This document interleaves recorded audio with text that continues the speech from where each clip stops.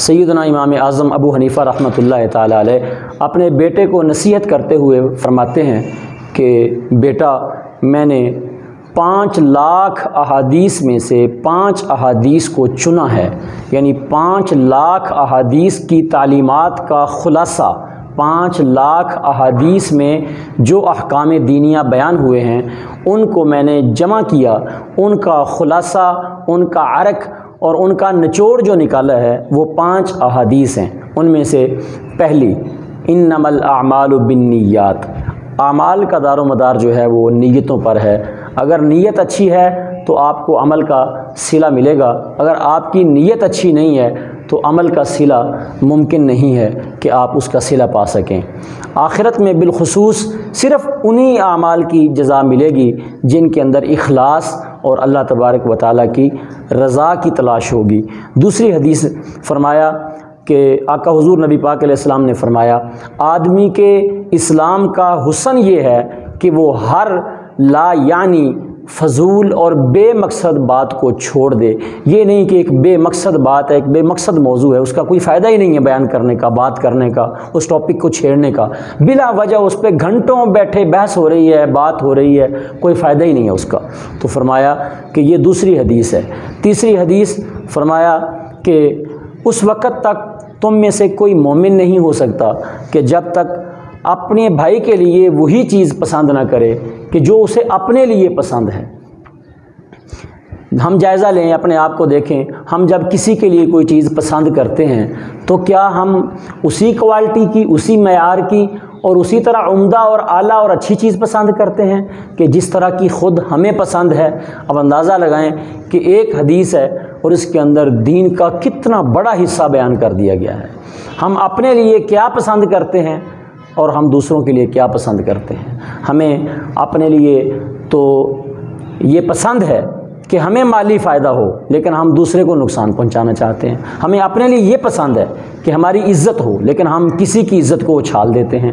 ہمیں اپنے لیے یہ پسند ہے کہ مجھے سکون کی روزی روٹی ملے اور مجھے سکون کی زندگی ملے، لیکن ہم دوسروں کی زندگی کو بے سکون کر کے خود سکون لینا چاہتے ہیں۔ یہ کیسے ہوگا؟ آقا حضور علیہ السلام نے کیا فرمایا؟ لا یؤمن احدکم حتی یحب لاخیہ ما یحب لنفسہ، تم میں سے اس وقت تک کوئی مومن نہیں ہو سکتا جب تک کہ وہ اپنے بھائی کے لیے بھی وہی چیز پسند نہ کرے جو چیز خود اسے پسند ہے۔ چوتھی حدیث فرمایا، آقا حضور علیہ السلام نے فرمایا کہ بے شک حلال بھی واضح ہے اور حرام بھی واضح ہے، اور ان دونوں کے درمیان کچھ مشتبہات ہیں۔ فرمایا کہ ان شبہ والی چیزوں کو جس شخص نے چھوڑ دیا اس نے اپنا دین بھی محفوظ کر لیا اور اپنی عزت محفوظ کر لی۔ جو ان شبہ والی چیزوں میں پڑ گیا، فرمایا وہ حرام میں پڑ گیا۔ تو ایسے ہے جس طرح کہ کوئی بکریاں چارنے والا چرواہا جو ہے وہ کسی بادشاہ کی چراگاہ کے قریب لے جائے بکریاں، تو ان قریب اس کی بکریاں جو ہیں وہ اس چراگاہ میں چلی جائیں گی اور بادشاہ کے عتاب کا شکار ہو جائے گا۔ اسی طرح اگر کوئی شخص جو ہے، فرمایا اللہ کی حدود کے جو اللہ تعالیٰ نے حد مقرر کی ہے، اور پھر آقا حضور نے اس میں وضاحت فرمائی کہ سنو، ہر بادشاہ کے لیے ایک خاص ایریا، ایک خاص چراگاہ، ایک خاص علاقہ ہوتا ہے جس میں عام لوگوں کو جانے کی اجازت نہیں ہوتی۔ اور فرمایا اللہ تبارک و تعالی نے جن چیزوں کو اللہ نے حرام قرار دیا ہے ان کے قریب لے جانے والی مشتبہ اور مشکوک چیزوں سے بھی اپنے آپ کو بچا لو۔ اگر کوئی بندہ مشکوک اور مشتبہ چیز کے قریب جاتا ہے تو خطرہ ہے کہ آگے بڑھ کے پھر حرام چیز میں بھی چلا جائے گا۔ اور اس حدیث کے آخر میں فرمایا، سنو، انسان کے جسم میں گوشت کا ایک لوتھڑا ہے، اگر وہ اگر اس کا وہ گوشت کا لوتھڑا، وہ گوشت کا ٹکڑا درست ہو جائے، ٹھیک ہو جائے، تو فرمایا اس کا سارا جسم ٹھیک ہو جائے گا۔ اور اگر اس کے گوشت کا وہ ٹکڑا اس میں فساد آ جائے، بگاڑ آ جائے، وہ خراب ہو جائے، وہ درست نہ ہو، تو فرمایا کہ پھر اس کے سارے جسم کو وہ خراب کر دیتا ہے۔ اور وہ گوشت کا ٹکڑا کیا ہے؟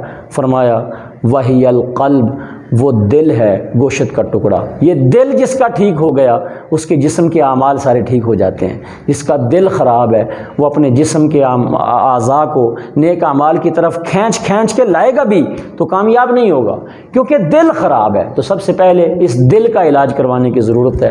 5ویں حدیث، حضرت امام اعظم ابو حنیفہ رحمۃ اللہ تعالی علیہ اپنے بیٹے کو نصیحت کرتے ہوئے کیا فرماتے ہیں؟ امام صاحب فرماتے ہیں بیٹا 5ویں حدیث یہ ہے، المسلم من سلم المسلمون من لسانہ و یدہ، کہ مسلمان وہ ہے جس کی زبان اور اس کے ہاتھ سے دوسرا مسلمان سلامت ہے، محفوظ ہے، عافیت میں ہے، اور دوسرے مسلمان کو اس کی زبان سے یا اس کے ہاتھ سے کوئی نقصان نہیں پہنچتا۔ کعبہ تو دیکھ چکے، کعبے کا کعبہ دیکھو، حاجیوں شہنشاہ کا روزہ